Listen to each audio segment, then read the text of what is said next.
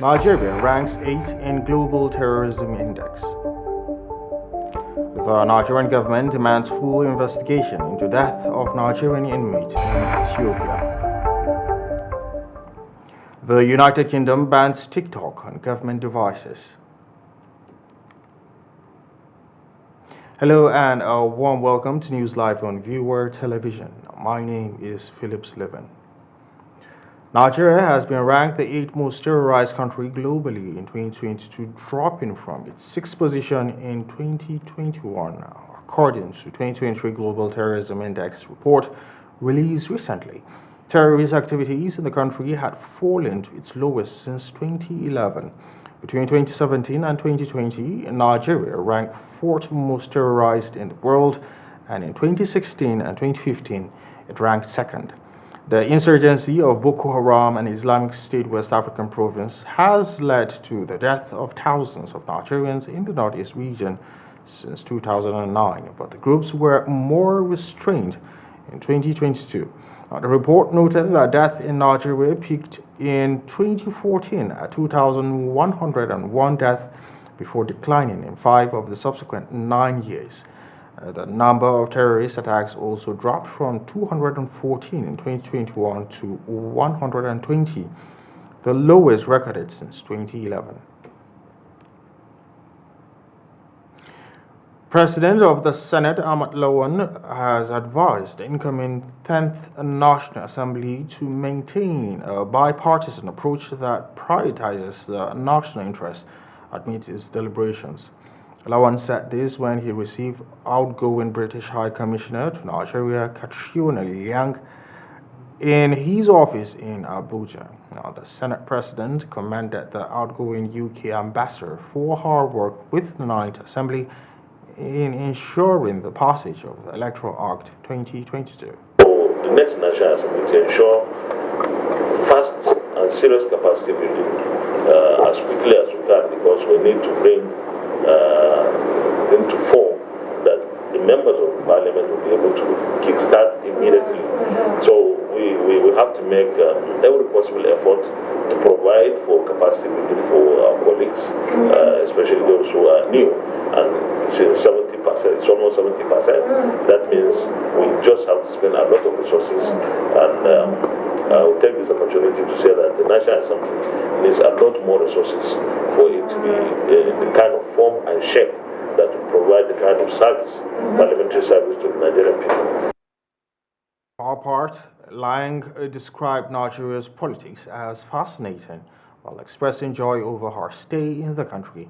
Now, the outgoing ambassador said that she made very good friends during her stay in the country. Security, so a few lows but many highs, and I've had overall a wonderful experience here in Nigeria. I've made many very good friends, have developed some really important strong working relationships, including with you personally, and I want to thank you for all the support you've given me and my team, all the many bills you've helped navigate through Parliament, which is of course the foundation of the whole governance process. You know, it's what goes on in the Parliament and the Senate is really the foundation of a democracy, and I think you've done an amazing job, and we've worked very well with you on all of that. So this is really just for me to say farewell, to say thank you, but not the end. I hope we'll continue to, whatever role you move into, I'll be certainly watching Nigeria very closely, and I hope my successor Richard Montgomery will be able to forge a strong relationship with you in your new position. The Senate President then assured that the Senate would, in the remaining 2 months of its lifespan, focus on legislative efforts needed to complement those by the executive arm of government in ensuring improved security and a thriving economy for Nigerians. The Federal Executive Council has approved the Nigerian Economic Agenda 2050 long-term plan, and also approved by FEC is the 6th medium term of 5-year plan, which will be dealing with various specifics in terms of strategies towards the Agenda 2050's broad macroeconomics and sectoral outlook. Minister of State for Finance, Budget and National Planning, Clement Agba, gave these hints while briefing State House correspondents as part of resolutions reached at the meeting of the Executive Council presided over by President Muhammadu Buhari. The ministers said the agenda benchmarks Nigeria's amongst other upper middle income countries that have already achieved some levels of economic and social development which Nigeria so desire by. Work of the direction that we want to go. And it looks at the broad macroeconomic and sectorial outlook from 2021 to 2050. We also look at the macroeconomic results, sectorial outlooks, and the associated employment and poverty implications, which we are generated from complementary analytical underpinnings. We benchmark Nigeria amongst other upper middle income countries that have already achieved some level of economic and social development, which Nigeria also desires to have by 2050. And the indicators that were derived from those benchmarking were put or served as input in the dynamic computable general equilibrium model. It's a model that is used for long-term planning. Unlike when we did the medium-term plans, we were using the input-output models, the econometric models. But those are things you use for short or medium term. Meanwhile, before the commencement of the weekly meeting, President Muhammadu Buhari had sworn in 7 reappointed board members for the Independent Corrupt Practices and Other Related Offences Commission.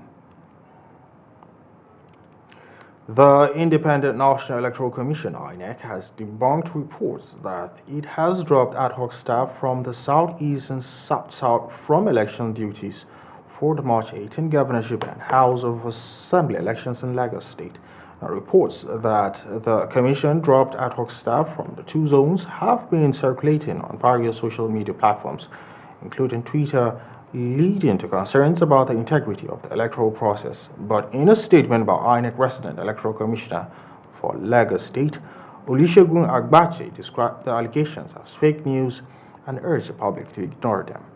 The statement, signed by the head of Department Voter Education and Publicity, Adenike Tadase, explained that ad hoc staff engaged during the presidential and National Assembly elections on the February 25th in Lagos State were 738 in number.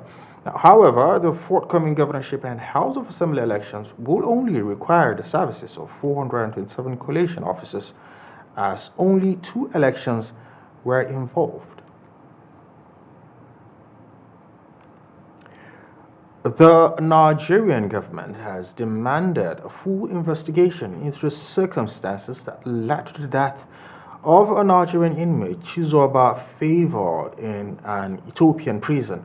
Now, this was disclosed in a statement issued by the Nigerians in a Diaspora Commission in reaction to reports of Chizoba's death in Kaliti prisons, Addis Ababa, on Sunday. Following alleged physical assault, it was gathered that Chizoba fell sick after she was brutalized by prison officials and was subsequently forced to receive an injection which she had previously reacted to negatively. Her corpse was also reportedly left inside the cell for over 36 hours by the prison management, who allegedly prevented other inmates from informing the Nigerian embassy about the incident.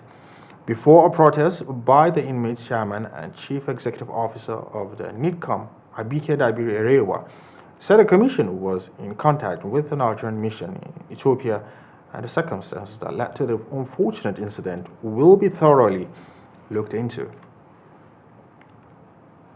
And now we'll be going on a short break, and when NEWSLIVE returns, we'll be looking at the Oyo State Governor,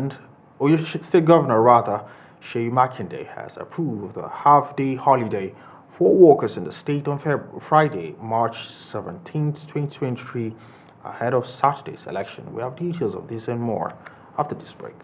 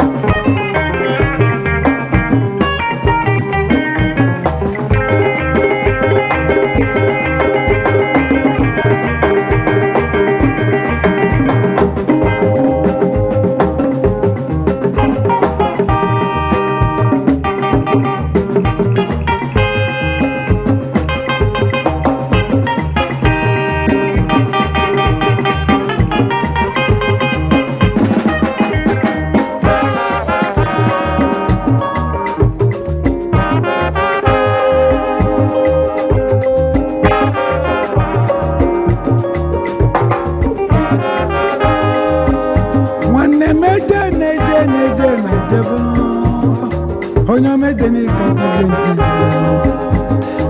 iluzie selunu akuna biri inata kwala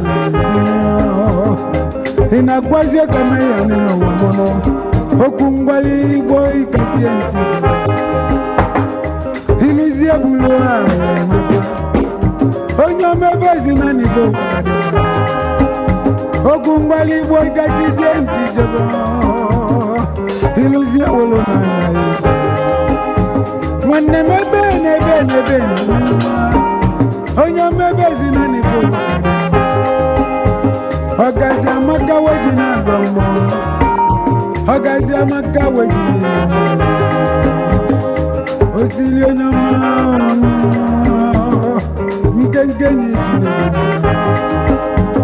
ekeke na lọjika ìṣàgbọ́rọ̀ ajé àṣàgàtà nà mú ṣàgbébẹ̀nù ajé àṣàgbébẹ̀ ìbẹ̀nù ọ̀ṣàdébẹ̀ nà ya mú lòdì obi amuze n'otili mụ ọ̀ṣàgbébẹ̀nù nnamụ nnamụ nà nwanne m ebe n'ebe n'ebe na onye mmanụ.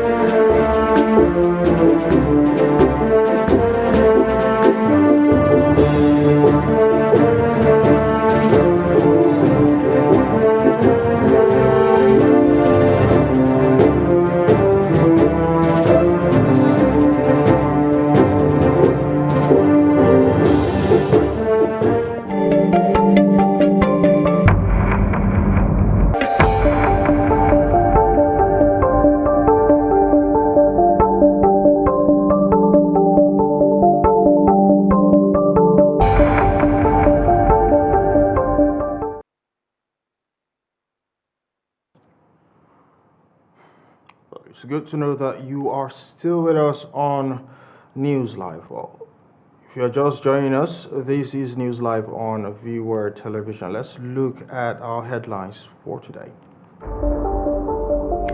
Nigeria ranks 8 in Global Terrorism Index. Also, the Nigerian government demands full investigation into death of Nigerian inmates in Ethiopia. And also, the United Kingdom bans TikTok on government devices. Moving forward, the Oyo State Governor Seyi Makinde has approved a half-day holiday for workers in the employ of the state on Friday, March 17, 2023, ahead of Saturday's elections. The circular, authorized by the Secretary to the State Government, Olubanwo Adeshin, said the action became imperative to enable the civil and public servants of the state who might wish to travel to vote in the Saturday, March 18 governorship and House of Assembly elections to do so. A statement by the Chief Press Secretary to the Governor, Taiwo Adisa, indicated that workers were expected to close at 12 p.m., with only those handling essential duties expected to remain at their duty post. The Christian Association of Nigeria, Borno State Chapter, has debunked claims that it has endorsed the PDP's gubernatorial candidate, Ali Jajari, ahead of Saturday's governorship elections.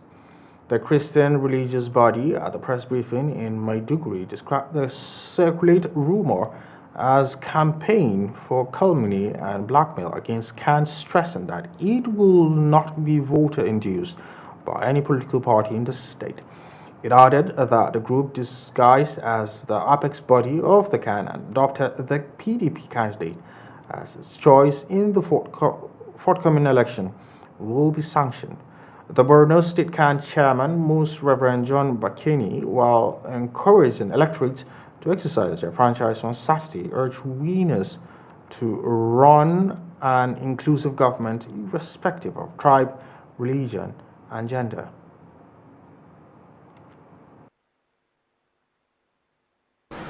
It may interest you to know that there are Christians who belong to different political parties and ideologies.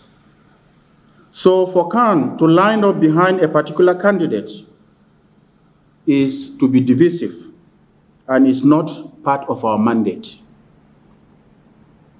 I therefore call on all those who are propagating and peddling this rumor to stop it. Let me therefore call on all politicians and the government to be aware of some fraudulent people masquerading as pastors and Christian religious leaders or groups who go about operating under the guise and pretext of Khan.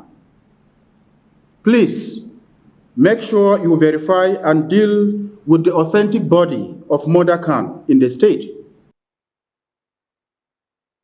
Well, with just few days to the gubernatorial and state house of assembly elections, the amalgamation of the registered political parties in Nigeria, Kaduna State Chapter, have drawn support for the APC governorship candidate, Senator Uba Sani. The forum made this announcement publicly during a press conference at the Nigerian Union of Journalists Council. By the negative signals coming from some political parties who have decided to create a political gimmick they called the Muslim ticket. This phrase is a carnage of the opposition in Kaduna State. The APC only gave voice to our women who have been kept in the backyard for long. The performance of Kaduna State women in governance is clear for everyone to see. After a series of wild consultations with members and network of stakeholders, as well as opinion leaders, the clear record of achievement of the distinguished Senator Uba Sani was enough reason to provide the forum the mandate to make the declaration of support. Endorsed the candidature of distinguished Senator Uba Sani of the All Progressive Congress APC as the preferred choice for the governor of Kaduna State in the election slated for March 18, 2023. This endorsement comes with our full support to deploy our team to serve as canvassers, street captains, gatekeepers, and anti-rigging squad to help ensure that the APC and Dr. Uba Sani emerge victorious in the governorship election because he is the man. The forum is a platform for the promotion of good governance and support to progressive ideals in a free democratic environment. The Peace and Mediation Working Committee, Plateau State, established by Youth Initiative Against Violence and Human Rights Abuses, are calling for a peaceful and transparent process during the 18th of March governorship and state assembly elections. The Peace Committee made this call during a pre-governorship and state assembly election press conference in just the Plateau State capital. And Asri Saidi was there and now tells us more on that story. The Peace Mediation Working Committee Plateau State, established by Youth Initiative Against Violence and Human Rights Abuses, is here to address the press ahead of the governorship and state assembly elections. Ladies and gentlemen of the press, it's crucial to note that the most outstanding challenge we have had as a people at all levels in the country is that of leadership. And this has hinged largely on the procedure through which our leaders have emerged. Those that have led the country at different levels have several times had issues with drawing legitimacy from the people due to the process that produced them. We are mentioning so strongly that one of the main issues that has affected the credibility of the electoral process in Nigeria as a nation and Plateau State particularly is violence before, during, and after the election. It normally leads to voter apathy and also gives room for manipulation of the process, which invariably leads to flawed outcomes. It's key to note that other stakeholders have contributed immensely in heating up the environment in terms of politicking. And these have included mainly religious leaders, community leaders, and the media, both mainstream and much more recently the social media. Ladies and gentlemen of the press, one phenomenon that has become very prominent in the forthcoming elections in Plateau State is mudslinging. It has the potential of escalating tension already in the polity. We keep seeing this especially on the social media.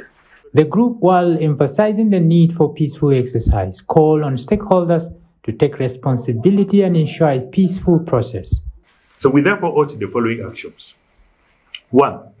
The political leaders should caution their followers more deliberately to reduce the present animosity that has been developing around political divides based on the candidature of the major gubernatorial aspirants. And actually, it's the major parties that are guilty of these issues. That's why the recommendation is specific on them.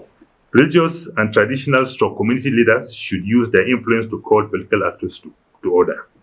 They should also reach out to their followers to eschew all manner of feeble speaking, which they, as moral custodians, have responsibility to discharge. The mainstream media practitioners should resist the temptation of playing to the hands of politicians, but stand with the people to prepare the ground for credible elections to objective reportage. The electorate should know that the politicians have their own interests. That is to win elections and achieve their own life's goal. That's their own. But the electorate should also know they shouldn't allow themselves to be used to further the politicians' ambitions, but rather their own goals. And what was their own goal? Good governance.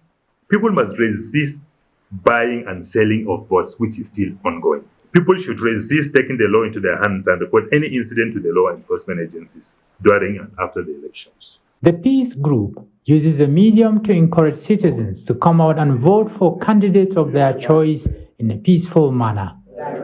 Nasru Saidu, Viwa TV News, Jos. And over to Bauchi, the National Union of Bauchi State Students, NUBAS, has debunked reports that it has endorsed the governorship candidate of the All Progressive Congress, Air Marshal Sadiq Baba Abubakar, retired. In a statement addressing a press conference at the Scholarship Board office within the state capital, the national president of the union, Comrade Adamu Yashi, said NUBAS is disassociating itself from the claims, adding that the claims about the present state governor did not give attention to the education sector. It's also not true. Now, Bauchi correspondent Awal Hassan completes the story. The National Union of Bauchi State Students, NUBAS, expressed shock over a report of endorsement of the All Progressive Congress APC gubernatorial candidate in the state, which according to the president of the union, Comrade Adamu Yashi, does not represent their stand. We wish to use this medium clearly and categorically to disassociate NUBAS from the aforementioned endorsement they use. The program, the NUBAS is a union of protecting the interests of Bauchi State students and promoting the interests of Bauchi State students. The report also alleged that the current administration of the People's Democratic Party under the stewardship of Governor Bala Muhammad did not give adequate attention to the education sector of the state. However, the NUBAS said this is also not true. In his effort in ensuring well-being of the welfare of Bauchi State students, the governor has provided the union a brand new car which is over 20 million naira. And also, the governor has approved the take-off grant of the union which will be used to ace and to take care of the union activities. And then the governor, His Excellency Senator Bala Muhammad, also creates a means of communication him and the student of Bauchi State. And then On the issue of payment of scholarship to Bauchi State students, the national president of NUBA says the government is always proactive to the welfare of students in the state. The leadership of the union is going to make this clear to the entire student of Bauchi State and to the public that His Excellency Senator Bala Muhammad Kauram Bauchi, the grand patron of National Union of Bauchi State Student and the father of the union, has paid scholarship 2021-2022, and he has paid the previous scholarship that was not paid by the previous government. He, however, said that the report of endorsement was nothing but a desperate act by politicians to use the name of the union to score cheap political points through dubious means. Awal Hassan, Viewer TV News, Bauchi. Well, this is still News Live. We'll go on a break, and when we return, we'll be looking at business, international, and of course, entertainment news.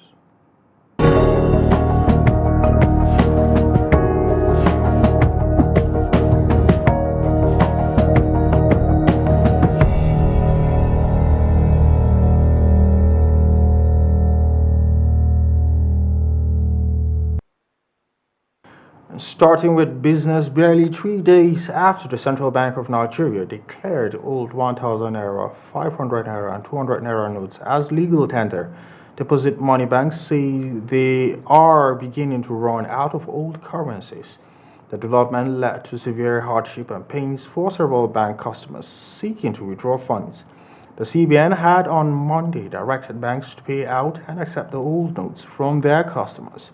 This came after President Muhammadu Buhari said he did not stop the CBN and the Attorney General of the Federation Office from complying with Supreme Court judgment and ordering that old Naira notes should remain legal tender till December 31st, 2023. However, commercial banks which began the disbursement of old 1,000 Naira, 500 Naira, and 200 Naira notes to their customers told newsmen that it had started running out of the old currencies. Now, despite several government interventions to stabilize the price of petrol prices in the country, findings have shown that ex-depot price of the commodity has risen to 237 naira from 148 naira per litre in the third quarter of last year. Data obtained from the Major Oil Marketers Association of Nigeria revealed that as of March 3rd, petrol was sold to oil marketers at 237 naira per litre at Ibadan Tinkan Depot compared to 240 naira per litre it was sold 2 days earlier. On March 1st to 2nd, marketers bought petrol for 210 naira per litre at the satellite depot, but it rose to 225 naira per litre as of March 3rd. At Apapa Depot, the ex-depot price per litre of petrol was 215 naira on March 1st and dropped to 213 naira per litre the next day, but rose to 218 naira per litre on March 3rd. Petrol scarcity had seen ex-depot price rise from 148 naira per litre as of the third quarter of last year to over 200 naira per litre. And on cybercrime, cybersecurity experts have stated that the federal government's claim that 12.99 million cyber attacks were recorded during the election is impossible.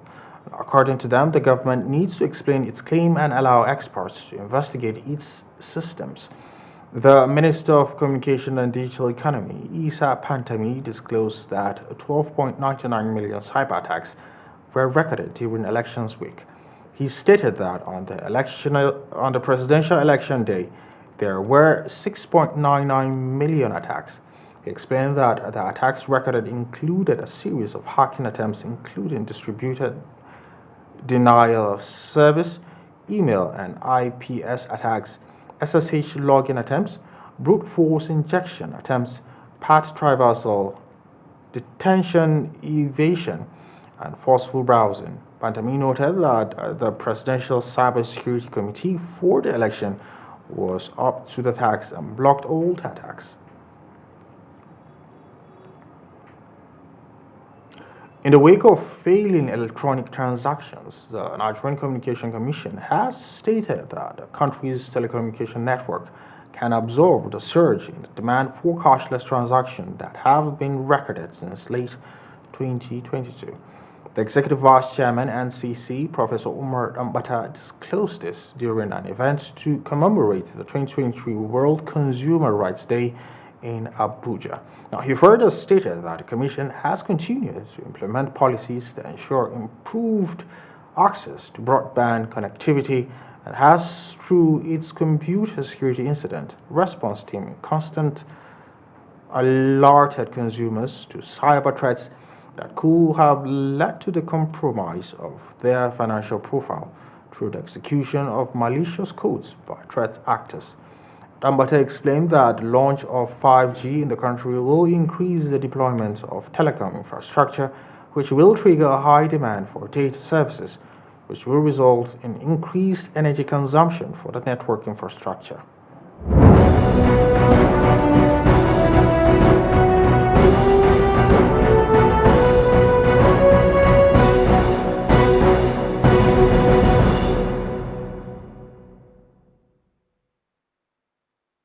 And away from Nigeria, the UK has announced a security ban on the Chinese-owned video app TikTok on government devices, in line with actions by the European Union and the United States. Western authorities have been taking an increasingly firm approach to the app, owned by the firm ByteDance, citing fears that user data could be used or abused by Chinese officials. Now, Dowden said that experts had conducted a risk assessment of third-party apps in relation to sensitive government data. As part of the measures, government devices will only be allowed to access apps on the pre-approved list. The ban will apply to government corporate devices used by ministers and ministries, but not apply to personal devices or the wider public. Meanwhile, China urged the United States to stop unreasonable suppressing TikTok after Washington gave the popular video sharing app an ultimatum to part ways with its Chinese owners or face a nationwide ban. The United States and the European Union have been taking an increasingly firm approach to the app owned by Chinese firm ByteDance, citing fears that user data could be used or abused by Chinese officials.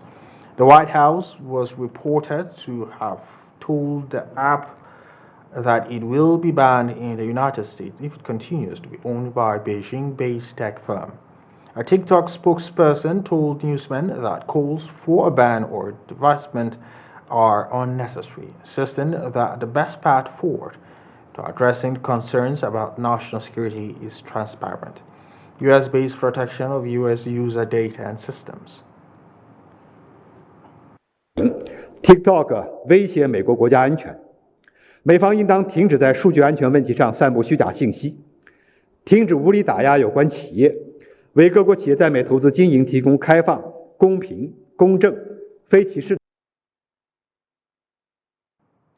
El Salvador's president announced that 2,000 more suspected gang members had been transferred to a new mega prison in the country. The largest prison in the Americas was built to accommodate more than 40,000 suspected gang members targeted in Bukele's war on crime. Videos published by the president show the heavily tattooed and barefoot men dressed in white shirts being loaded into buses and then being moved into the prison with their hands cuffed and their heads bowed. Defense Minister Ren Francis Marino said 1,200 soldiers took part in the security operations. Gustavo Villatoro, the government's justice minister, vowed that the suspected gang members will never return to the streets. Thousands of Israelis took to the streets to demonstrate against the judicial reform in what protest leaders have dubbed a day of national disruption. Demonstrations said they will go beyond blocking roads and making house calls to the private residence of the coalition lawmakers. Some schools and businesses also plan to strike. Behind the disruption stand tens of thousands of Israelis who are not ready to live in a dictatorship. Organizers of the demonstration route. In Nien Barak, a group set up a mock induction center to protest the almost total exemption granted to Haredim from mandatory military service. Protesters in Jerusalem drew a red streak on the streets leading to the country's Supreme Court, and a small flotilla of boats was blocking the shipping lane off the coast of northern city of Haifa. Now, a mass funeral is held in Blantyre, southern Malawi, where more than 200 people died in floods and landslides triggered by Cyclone Freddy. Malawi's president appealed to support as he attended the funeral of some of the victims of the southern city in Blantyre. The cyclone has killed at least 225 people in Malawi's southern region, including Blantyre, the country's financial hub. According to local authorities in neighboring Mozambique, officials say at least 20 people have died since the storm made landfall in the port town of Quelimane on Saturday night. Over 45,000 people are still holed up in shelters, with about 1,300. With these many caskets, you cannot help but shed tears because loved ones, one whole family, completely wiped out, and so many others that have been touched. You feel sad that we are at the receiving end of climatic changes.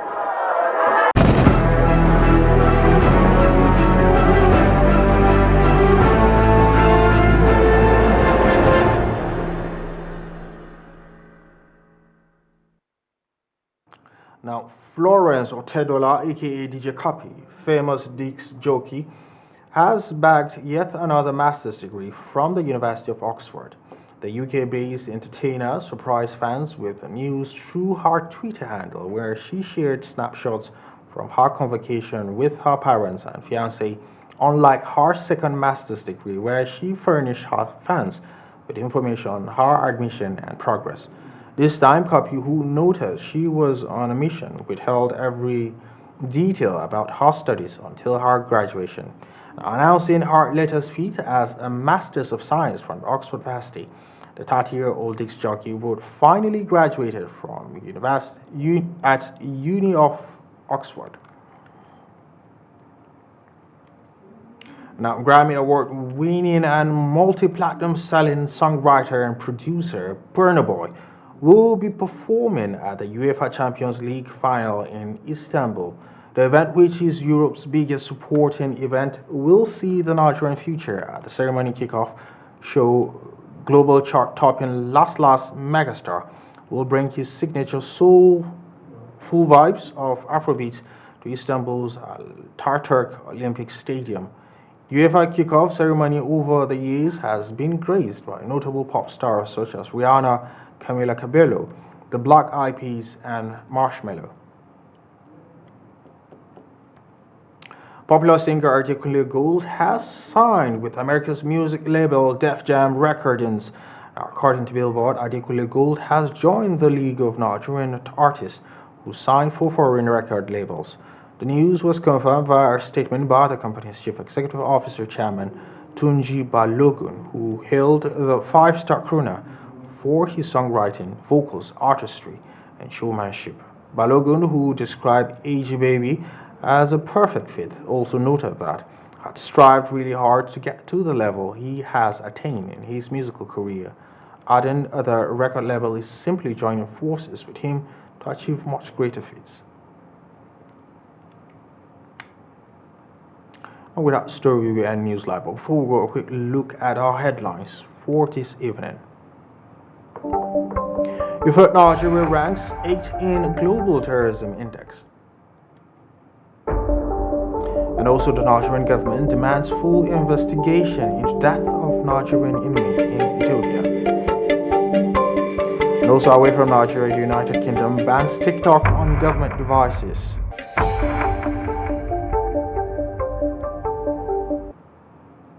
Well, thank you for your time. On behalf of the rest of the production team, my name is NEWSLIVE.